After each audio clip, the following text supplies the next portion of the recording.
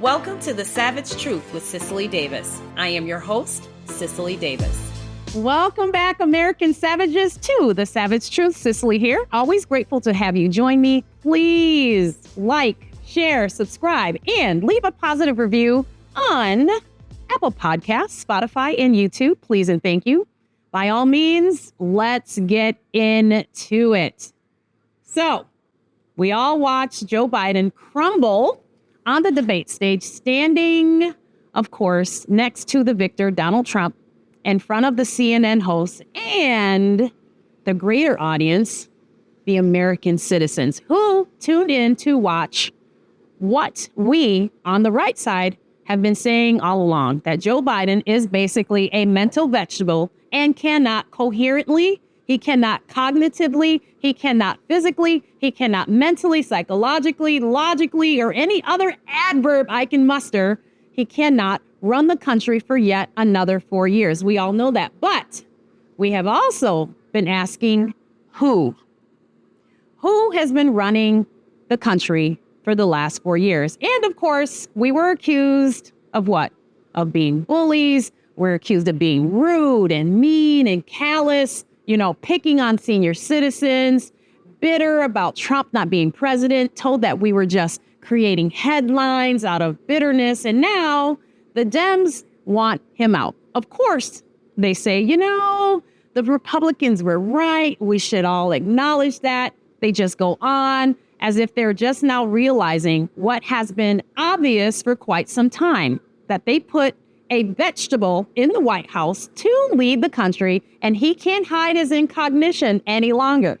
The Dems are embarrassed, and they should be. The Dems are afraid, and they should be. The Dems are looking for another candidate to replace Joe. But Dr. Jill Biden and Joe Biden, they just simply aren't having it. So, since Joe's public disaster in the debate, he has been spending much of his time trying to prove that he is well and able-bodied to perform the task of President of the United States, appearing in interviews and speeches. But, that's a big old but. It has not been going particularly well for him. Now, on the 4th of July, he made the pitiful, sad, cringeworthy attempt to give a speech in the Rose Garden. He was babbling unsensically about suckers and losers and Donald Trump. An easy speech to knock out, right? Should have been really simple. This is July 4th, right? It's Independence Day. It should have been easy, or what should have been easy? It's about America. It's about our independence, a celebratory day celebrating our independence from Great Britain of 248 years. How easy can it be? Especially for the Biden administration, considering he's running on saving democracy, right? Should have been a cakewalk. Should have been just that easy. But as usual, he blew it. He babbles in the end about traffic congestion. It was a terrible, terrible scene. In Madison, Wisconsin, he reassures the audience that he will remain in the race. He's not stepping down. This, of course, being good news for us, right? I mean, are you all like me enjoying having a front row seat to watch the Democratic Party crumble and scramble to figure out this whole entire cognitive conundrum? It's been a blast, okay? I personally, and you should as well, hope that he keeps let's hope that he keeps good on his promise, and Jill keeps good on her pressure and determination to keep the title of First Lady, to remain in the race and remain the nominee. This administration has been a 4-year disaster in leadership, in decision-making, and foreign affairs, and economy, the border security, on and on. It's been a 4-year disaster in ability, in aptitude, and intelligence. We had the Defense Secretary, Lloyd Austin, remember, who went missing for weeks. He went missing for weeks in the middle of an international crisis, telling no one, not even Joe Biden, of his absence or the reason for it. We had Transportation Secretary Pete Buttigieg, who took a 2-month paternity leave to care for his husband after the pain and the joy and demands and the overall ravages of childbirth. Oh, I'm having so much fun. No one notices that he's gone, right? He's gone for 2 months. No one notices, except us on the right, of course. We are the ones that brought it up and brought it to light. You have Kamala Harris, another one missing in action, another one MIA. Couldn't get her to the border, though she was named the border czar. Okay, we have KJP in front of the press, lying and stumbling and stuttering as she attempts to mislead and cover up or smooth over the obvious embarrassment and buffoonery called the Biden-Harris administration. Gets embarrassed by Joe and Kamala and many of the leads in the administration. Of course, this administration of fools who are incapable of putting water in a dog dish has led the American people to a 40-year high inflation rate, a busted economy. Gas and groceries and other basic household items and needs are sky high in affordability for working Americans, and they have an overall disdain and disregard for those very Americans. Legacy media insisting that the economy is fine. Remember the word transitory. It's the people's fault, right? This is what they're trying to convince you, that it's the people's fault. It's just our perception. Gas and groceries are not more expensive. It's just our perception. The affordability of housing and rent and gas and electric bills are imagined and not Joe Biden's fault. It is not due to Joe Biden's decisions. And Joe Biden is simply not getting the credit he is due for Bidenomics, because the top 6% or so have made some money in the stock market. And because of that, they're saying that the economy is great. And the polls continue to rise and fall depending on the camp for which you are cheering for. New poll, okay? This is a new poll that's coming out of Washington Post. You got to hear this, folks. This is amazing. Donald Trump now has a 6-point lead over Joe Biden. 6 points? I'm thinking it's over.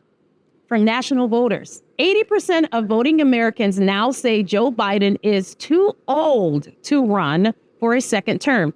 80%.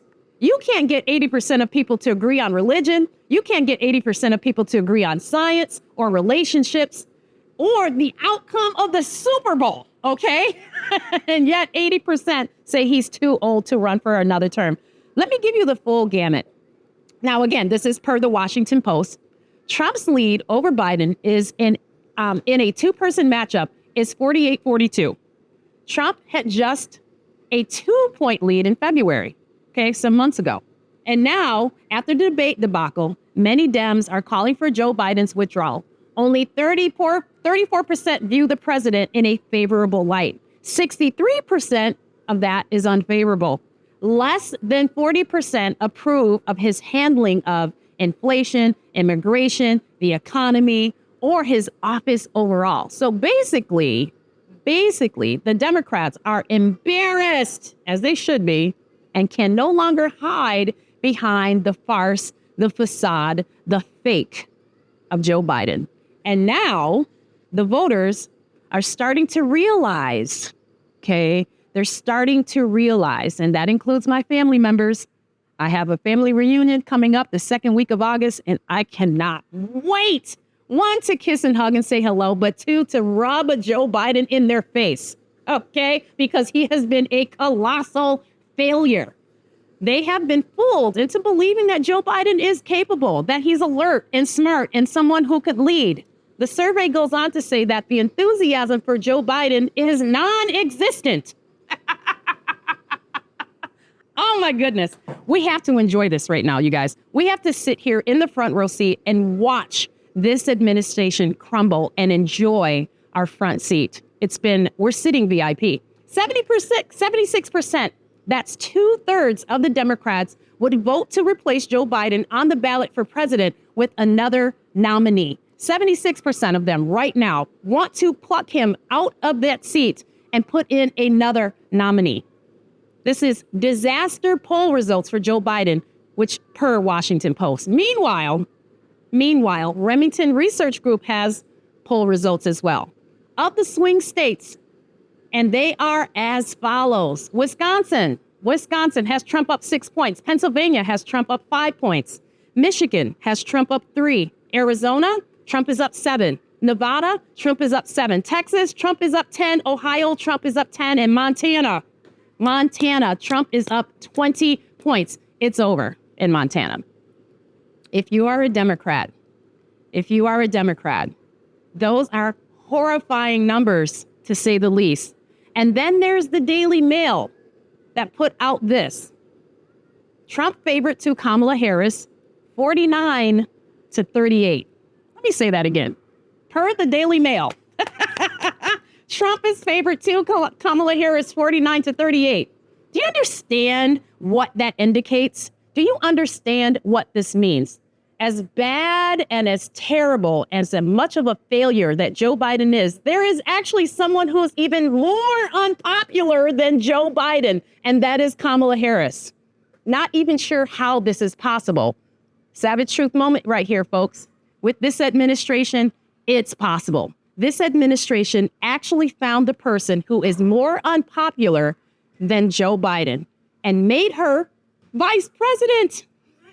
This, of course, is significant because after the interview with George Stephanopoulos, this was supposed to be the recovery interview to show the American people and convince Dem leaders and donors that Joe indeed had a bad night and that the cold that he somehow seemed to attract about 50 minutes into the interview was at play, and that Joe is up for the task and is alert and ready as ever to lead the country for another 4 years. Savage truth, he failed. He failed that interview with Stephanopoulos. Now, the interview did not alleviate any concerns. It did not put voters or donors at ease. It only further confirmed the obvious, that Joe is probably in his second phase of Alzheimer's, and Jill is a terrible, terrible wife, okay? It was a 22-minute sink or swim predicament for Joe's campaign and presidency, as certain names now are floating for replacement. Kamala Harris being the top candidate. Now, when I talk about us having a front row seat to watch this debacle, you have to understand that the Democrats are in a conundrum right here. See, they have to push Kamala because they're all about critical race theory, and they're all about affirmative action, and they're all about DEI. So they can't possibly pass a black, first-time female black vice president over for presidency. They have to put her through because of their policies, right? And then think about Hillary Clinton. This is so good. This is so juicy. Hillary Clinton will then have to accept that the first woman to ever become president, if that were to ever happen, and it's not, that it wasn't her. If you are a Republican right now watching this, you are having a great time. You are enjoying your VIP seats. Also heard Hillary Clinton's name and Gavin Newsom and Michigan Governor Gretchen Whitmer, right? These are some other names that are floating by. During the interview, Joe said this: there's no indication of any serious condition, blaming a really bad cold mixed with fatigue from overseas travel 12 days before the debate. He said this, and I quote, "I was exhausted. I didn't listen to my instincts in terms of preparing, and a bad night." Biden was also unclear at times, answering a question about what he experienced during debate, starting with an explanation of how he prepared, only to pivot to the New York Times polling in the race. And then shifting to complaints about former President Donald Trump lying 28 times on stage before drifting off into how the debate was run, while emphasizing that he was not blaming anyone else. That sounds like blame shifting to me. Now, Biden needed a game changer. Savage truth right here. This wasn't it. This interview with Stephanopoulos was not it. He needed to sound in command of his messaging. This was not a time for meandering. He failed miserably again. Now, Biden's political skills are still attuned enough to let him dodge a question Stephanopoulos passed repeatedly on whether he'd be willing to take an independently administered cognitive test and then release the results. Biden pushed back twice, saying that the job of the president is a cognitive test every single day, to which most Americans agree, which is why most Dems wish for him to step aside. We agree with you. It's a cognitive test every single day, and you're failing, and you have been for 4 years. Biden seemed to think it was. When voters wonder if you're up to the test about a serious failure like the debate debacle, telling them every day is a test is likely to spark as much apprehension than confidence. And I think this is what we're seeing. Listen, savages, if Biden, by the way of Jill, insists on staying in, Biden needs to fix his campaign. Biden is undoubtedly running out of time to fix his campaign, and what happens next will decide things. This is what is my concern. At this point, as far as Dems will or will not accept Joe as the candidate, here's the savage truth. It takes a tremendous amount of confidence and competence to run for and win the presidency. But here's a question. What if confidence keeps flowing after confidence runs dry? Stephanopoulos tried to explore that, and this is what he got. Here was Joe's response to that question. But here's a question, something for you to ponder. What if confidence keeps flowing after competence runs dry? Stephanopoulos tried to explore that, and this is what he got. This was Joe's response. I don't think anyone's more qualified to be president or win this race than me. How confident? Biden was asked if he'd reconsider staying in the race if close allies told him that he might cost the Democratic Party control of the House and the Senate. And this was his answer. I'm not going to answer that question. It's not going to happen. Now, social media has been abuzz all week with ardent Biden supporters who blame his problems on overactive imaginations among the news media. But blaming the media will not and does not change the situation for Democrats and does not alter the facts of how they got there. Only Biden can work his way back from the political disaster that he created. Yeah. Sure, he looked fired up Friday afternoon during a speech for a cheering crowd at a middle school in Madison, Wisconsin. But he spoke for less than 20 minutes with a teleprompter. He insisted that nobody would push me out of the race. I'm not letting one 90-minute debate wipe out 3.5 years of work.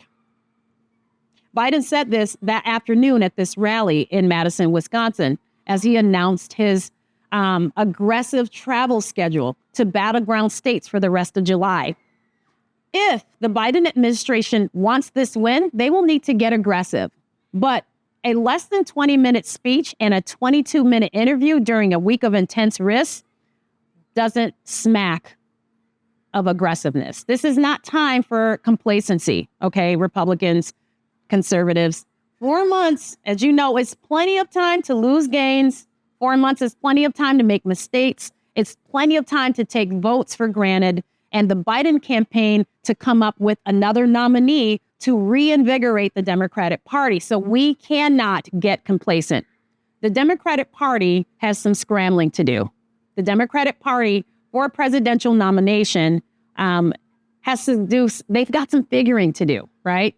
The day after the debate, less than 20-minute speech and a 22-minute interview during a week of intense risk doesn't smack of aggressiveness, as I said. The 4th of July and other speeches post-debate on the campaign trail, as well as the ABC News interview, at best, may slow down calls for Democratic officials for him to step down, perhaps to be replaced by Vice President Kamala Harris. She wants it to be president. She's just chomping at the bit. You know, she's salivating. She's dreaming. She's imagining, right?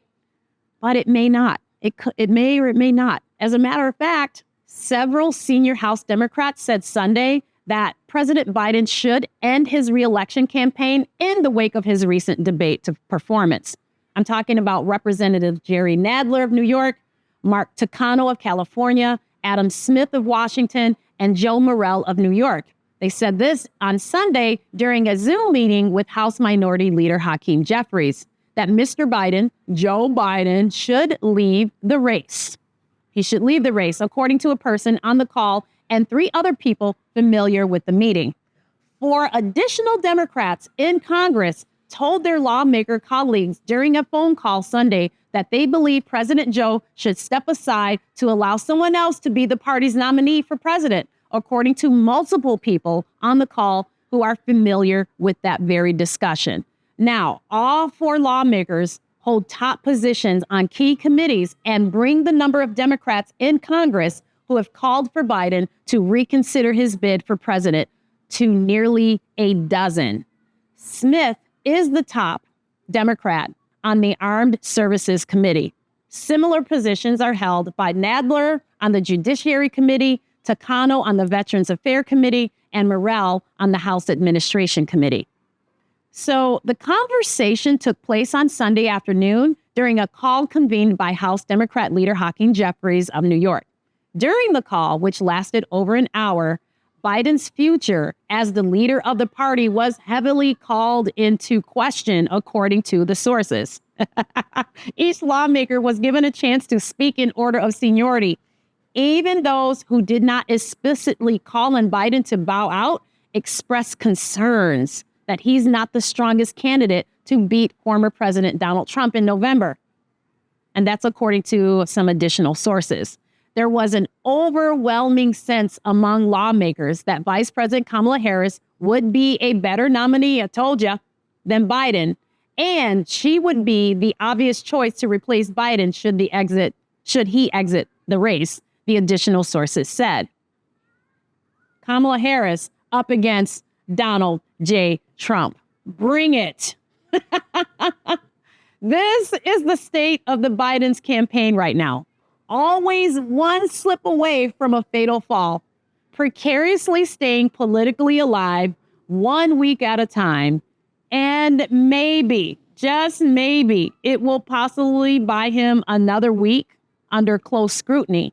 The problem is he has to deliver top performance for 4 straight months from here on out. No gaffes, no colds, no falls, no tumbles, right? No misrepresentations, no lies consecutively for 4 months straight between now and Election Day for Biden to remain in the race. Here's the savage truth. We can all see it. The Dems are not at all counting or betting on Biden. Please like, share, subscribe, and leave a positive review on Apple Podcasts, Spotify, and YouTube. And do what?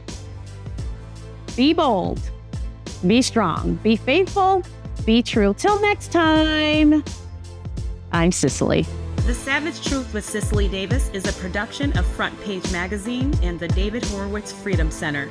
Reproduction of this podcast without express written consent is prohibited.